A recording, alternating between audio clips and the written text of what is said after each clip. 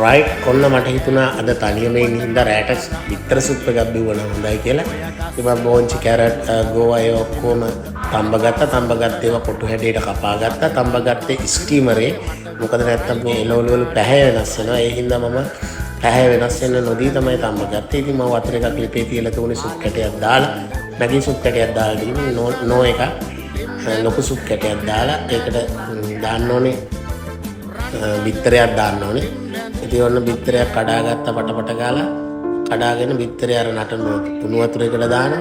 ඒක හොඳට කලවම් කරන්න ඕනේ. එතකොට තමයි අර ලස්සනට කැටි කැටි වගේ එන්නේ. ඊට පස්සේ මේකට මේ තියෙන මම කපාගත්ත තම්මගෙන කපාගත්ත එළවලු ටික මේකට දාලා එක්කව කරනවා. එක්කව කරලා පොඩ්ඩක් එහෙට මෙහෙට කරකෝලා දානවා. කරකෝලා දාලා දැන් මේක කරගෙන තික් කරගන්න බෑ. තික් කරගන්න ඕනේ ඉඳලා මේ අනිවාර්යයෙන්ම කෝන් ෆ්ලා ටිකක් දාන්න ඕනේ. කෝන් ෆ්ලා ටිකක් දිය කරලා දැම්ම ගමන් මේක තික් වෙනවා. ඔන්න බලන්න කොහොමද කියලා අන්තිම එන්ඩ් එක එන්න බලන්න ලස්සනට එනවා. මේක නියම සුප් එකක් මේක මාර රහයි. මොකද මේ ඔය රැයට ගොඩක් කන අයට මේ බත් කන්න නැතුව මේ වගේ සුප් එකක් හදාගත්තා නම් මම බලන්න දුන්දා තියෙන හැටි.